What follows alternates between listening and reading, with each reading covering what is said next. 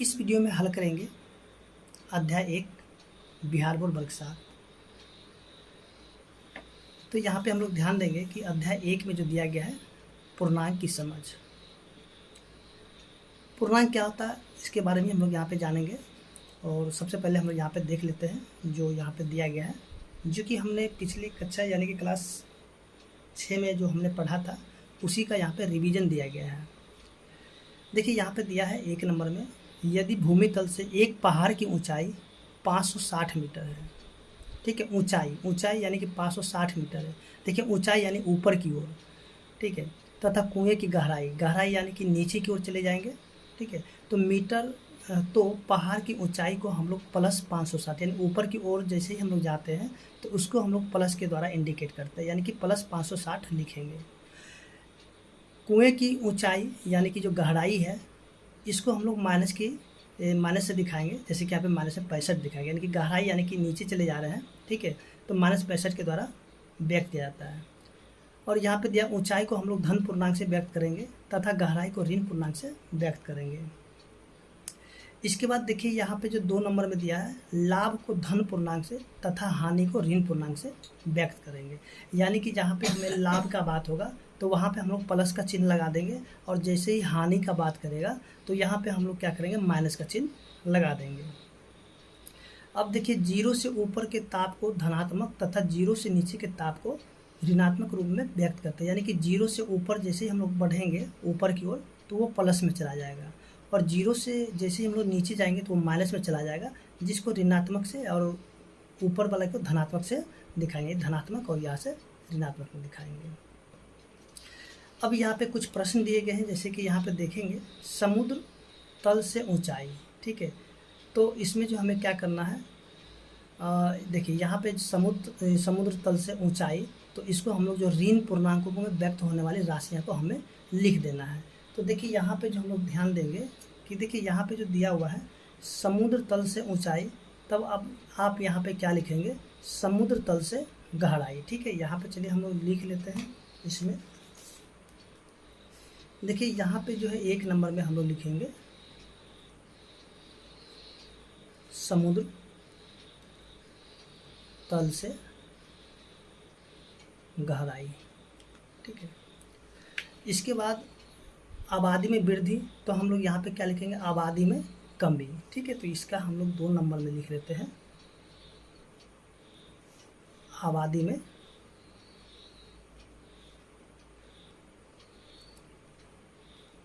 कमी। ठीक है, इसके बाद जो दिया गया है औसत से अधिक वर्षा। ठीक है, तो यहाँ पे लिखेंगे औसत से अधिक है तो हम लोग यहाँ पे कम कर लेंगे, औसत से कम वर्षा। ठीक है, यानी कि इसका हम लोग को उल्टा कर देना है। ठीक है, इसी प्रकार से जो आगे दिया हुआ है, देखिए यहाँ से हम लोग देखते हैं। देखिए यहाँ पे दिया हुआ है 0 डिग्री से ऊपर का ताप, तो 4 में हम लोग क्या लिखेंगे, 0 डिग्री सेल्सियस से नीचे का ताप। 5 में जो दिया गया है किसी स्थान से दाईं ओर की दूरी, तो यहाँ पे हम लोग लिखेंगे किसी स्थान से बाईं ओर की दूरी, बाईं ओर की।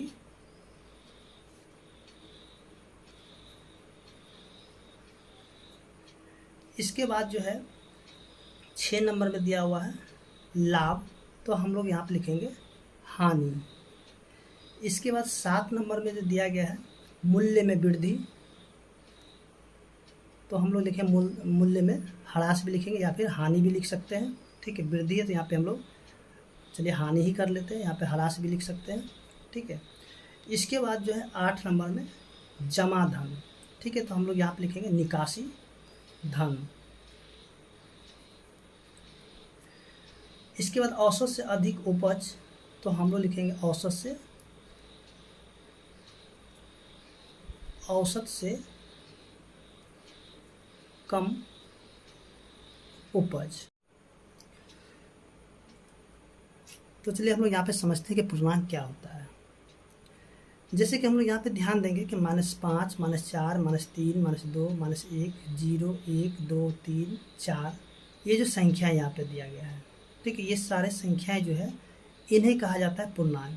यानी कि जो संख्याएं माइनस में भी हो और प्लस में भी हो उसे ही हम लोग क्या कहेंगे, पूर्णांक कहेंगे। अच्छा, यहाँ पे ध्यान देंगे कि देखिए 4 है ना, 4 का 5, 6, 7, 8, 9, 10, यानी कि ये अनंत तक होगा, ठीक है, इसका यानी कि अंत नहीं होगा, ये जहाँ तक आगे ये बढ़ते चला जा सकता है, ठीक है।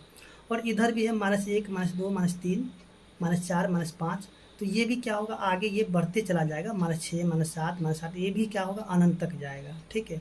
ना तो हम यहाँ पे सबसे बड़े पूर्णांक को ज्ञात कर सकते हैं, ना ही सबसे छोटे पूर्णांक को ज्ञात कर सकते हैं। हाँ, एक चीज़ हम लोग ज्ञात कर सकते हैं, यानी कि जो प्लस में सबसे छोटा पूर्णांक कौन होगा वो हम बता सकते हैं, और माइनस में सबसे छोटा पूर्णांक कौन सा होगा, सॉरी यहाँ पे माइनस में सबसे बड़ा पूर्णांक कौन होगा माइनस में, ठीक है, तो वो बता सकते हैं, ठीक है, छोटे को हम नहीं बता सकते हैं।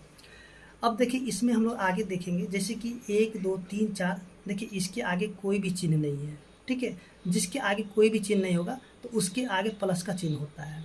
तो ये जो संख्या है इधर वाले, यानी कि 0 की इस तरफ वाले को, इसे हम लोग कहेंगे धन पूर्णांक। धन क्यों कहेंगे कि देखिए इसके आगे कुछ भी चिन्ह नहीं है, यानी कि जिसके आगे चिन्ह नहीं होगा कोई भी, तो उसके आगे प्लस का चिन्ह होगा, इसे कहेंगे धन पूर्णांक।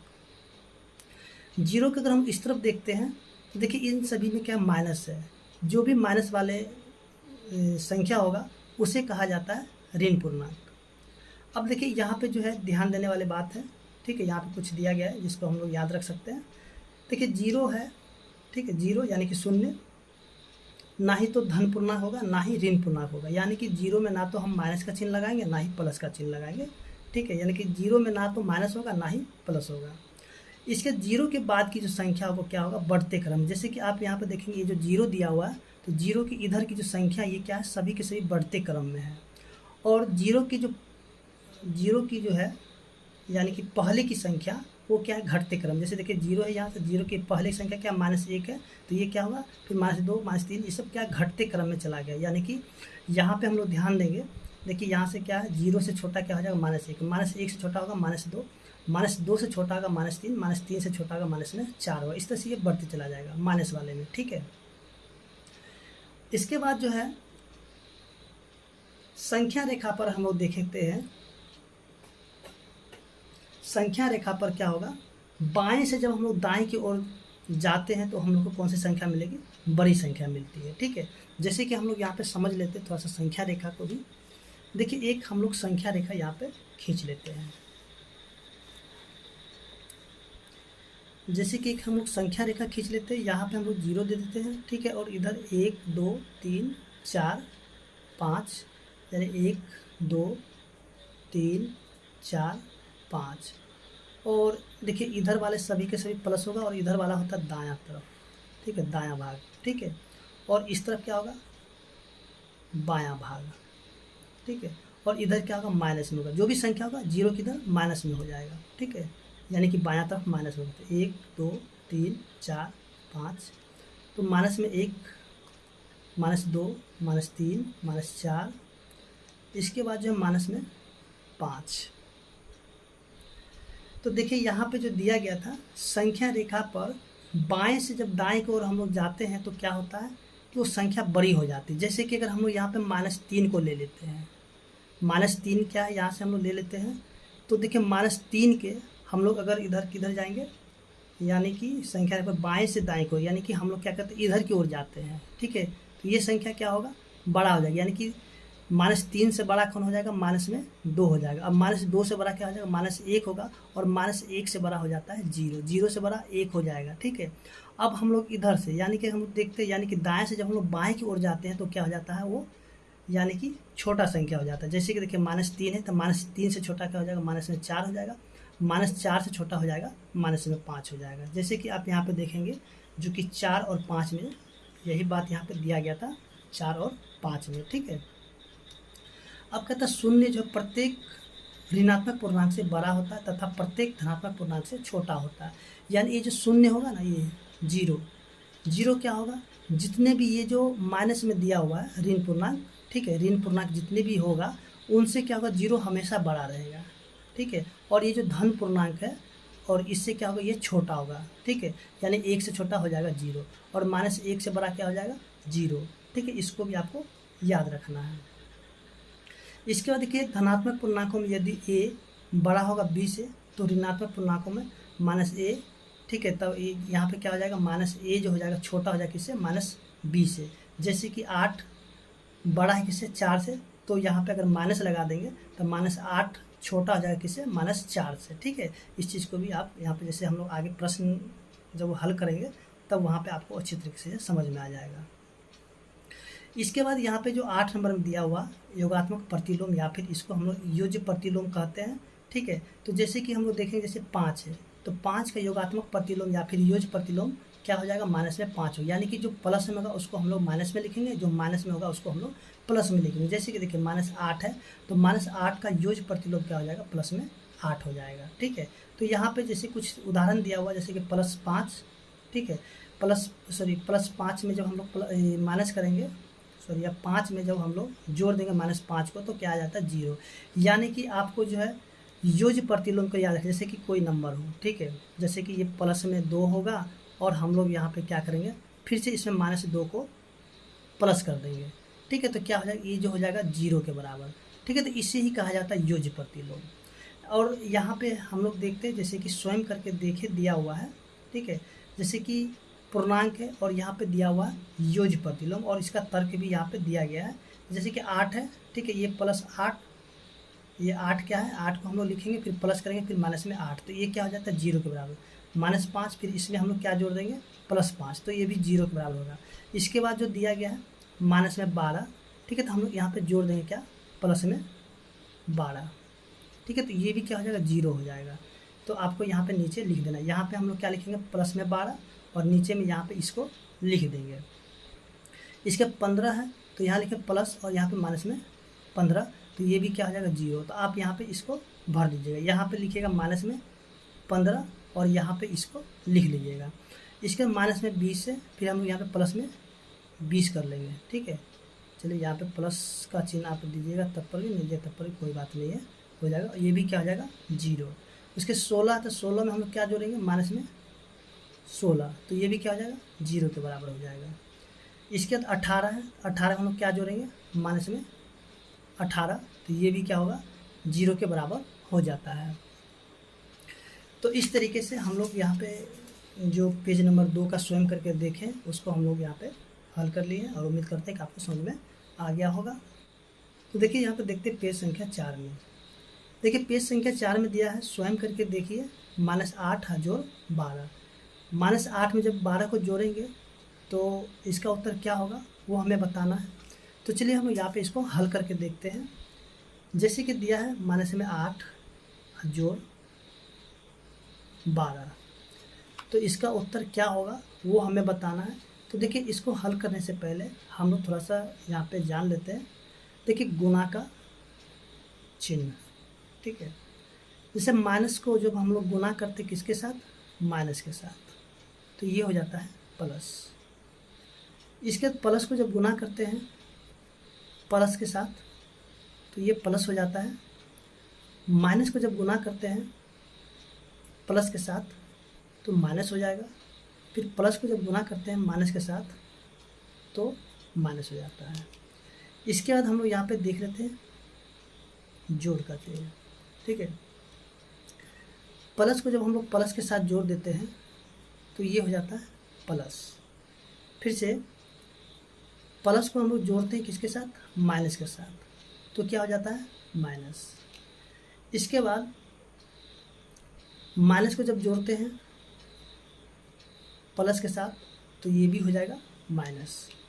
इसके बाद माइनस को जब जोड़ते हैं माइनस के साथ तो ये क्या हो जाएगा, देखिए ये जो हो जाता है प्लस, लेकिन चिन्ह हमको क्या देना है माइनस का, ठीक है। माइनस को जब जोड़ेंगे माइनस के साथ तो हो जाता है प्लस, लेकिन चिन्ह हमको क्या देना माइनस का। जैसे कि देखिए -2 और इसके साथ हम लोग जोड़ते हैं -3 को, तो देखिए -2 और ये प्लस माइनस -3, तो यहाँ पे देखिए दोनों का चिन्ह एक ही जैसा, तो इसको हम लोग क्या करेंगे जोड़ेंगे, 3 और 2 क्या हो जाएगा 5, यहाँ पे जोड़ दिया और इसका चिन्ह हम लोग को माइनस में ही लिखना है, ठीक है। तो यहाँ पे माइनस को जो हम लोग जोड़ते हैं माइनस के साथ तो हो जाता है प्लस, लेकिन चिन्ह क्या लिखेंगे माइनस का, ठीक है। इसको भी आप याद रखिएगा।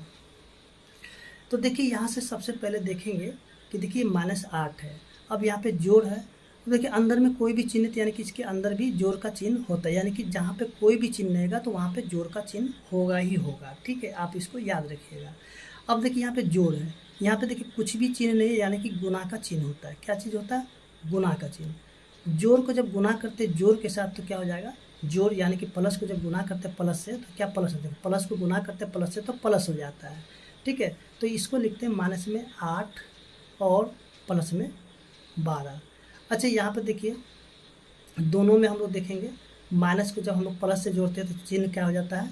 देखिए यहाँ पे जो अगर हम लोग देखेंगे यहाँ से कि यहाँ पे प्लस को जब जोड़ते हैं माइनस से तो माइनस हो गया, अब माइनस को जब जोड़ेंगे प्लस से तो क्या हो जाता है? माइनस। लेकिन यहाँ पे जब हम लोग इस सूत्र के सहारे अगर हम लोग इसको हल करेंगे तो हमारा थोड़ा सा गलत भी हो सकता है। तो यहाँ पे हम लोग क्या करेंगे, देखिए दोनों में अगर हम लोग यहाँ पे देखते हैं, यानी कि ये 12 क्या है? बड़ा है, तो यहाँ पे देखिए इन दोनों में ये देखिए नंबर कौन सा भी देखते हैं, यहाँ से माइनस के हटा देते हैं, दोनों में बड़ा कौन है? 12 है। तो 12 का चिन्ह क्या? जोड़ है, हम लोग यहाँ पे जोड़ लिखेंगे। अब 12 में से 8 को घटा देंगे तो हो जाएगा 4 हो जाएगा। ठीक है, इस तरीके से हम लोग करेंगे। और यहाँ पे हम लोग देखेंगे तो यहाँ से इसके अनुसार जो थोड़ा सा ये गलत भी हो सकता है। ठीक है, अब देखते हैं यहाँ से, जैसे कि दिया 25 जोड़ माइनस में 75। ठीक है, तो 25 हो गया। अब यहाँ से देखेंगे, देखिए प्लस है, यहाँ पे गुना का चिन्ह होता है, प्लस को जब गुना करेंगे माइनस से तो क्या हो जाता है? माइनस। देखिए यहाँ पे प्लस को जब गुना करते हैं माइनस से तो क्या हो जाता है? माइनस। ठीक है, तो यहाँ पे हो जाएगा -75। अब देखिए यहाँ पे दोनों में अगर हम लोग माइनस को छोड़ के देखते हैं तो दोनों में बड़ा जो है 75 हो जाता है, तो 75 का चिन्ह माइनस है तो लिखेंगे माइनस। अब 75 में से 25 को घटा देंगे तो हो जाता है 50। इसके बाद जो है -28, फिर से प्लस माइनस में 52। तो -28 को पहले हम लोग लिख लेते हैं। अब देखिए प्लस को जब गुना करेंगे माइनस से तो हो जाएगा माइनस और यह है 52। अब देखिए यहाँ पे दोनों का चिन्ह एक ही जैसा है, तो जैसे कि आपको यहाँ पे बताया गया था, जब दोनों का चिन्ह एक ही जैसा है, जैसे कि माइनस को जब जोड़ते हैं माइनस से तो हो जाता है प्लस, लेकिन चिन्ह हमें माइनस का ही लिखना है। तो यहाँ पे देखिए उसी प्रकार से ये क्वेश्चन दिया गया है। तो देखिए यहाँ पे सबसे पहले माइनस लिखेंगे और इन दोनों को जोड़ देंगे तो क्या हो जाएगा? 80 हो जाएगा। ठीक है, इसके बाद जो अगला प्रश्न है 50 जोड़ 88। तो यहाँ पे देखिए दोनों में प्लस का चिन्ह है तो इन दोनों को जोड़ देंगे, कुछ करना है नहीं, तो ये हो जाएगा 138। ठीक है, इसके बाद जो अगला प्रश्न है, अगला प्रश्न में दिया गया है -20 प्लस माइनस में 15, फिर से प्लस 50। तो यहाँ से माइनस में 20 प्लस माइनस -15 प्लस 50। तो सबसे पहले जो भी एक जैसा चिन्ह होगा तो सबसे पहले उसका हम लोग काम करेंगे, यानी कि देखिए ये दोनों का चिन्ह एक ही जैसा है, तो सबसे पहले हम लोग क्या करेंगे? इसी का काम करेंगे। तो इन दोनों को हम लोग जोड़ेंगे तो हो जाएगा माइनस में 35। ठीक है, क्योंकि देखिए दोनों का चिन्ह एक ही जैसा, तो इन दोनों को जोड़ देंगे और चिन्ह माइनस का ही देंगे, जैसे कि आपको पीछे बताया गया था। फिर प्लस में 50। अब देखिए यहाँ से अगर माइनस को हम लोग छोड़ देते हैं तो इन दोनों में बड़ा क्या है? 50। ठीक है, ऐसे ही 50 ही बड़ा है। ठीक है, 50 से बड़ा है तो इसका चिन्ह है प्लस, तो हम लोग प्लस लिखेंगे। अब 50 में से 35 को घटा देंगे तो बचेगा 15, यानी कि प्लस 15। अब देखिए ये जो प्लस का चिन्ह है तो हम यहाँ पे दे भी सकते हैं या फिर नहीं भी दे सकते, लेकिन माइनस का चिन्ह देना पड़ेगा। ठीक है, माइनस का चिन्ह क्या होगा? आपको देना ही पड़ेगा, लेकिन प्लस आप नहीं भी दीजिएगा तब पर भी आपका उत्तर सही होगा।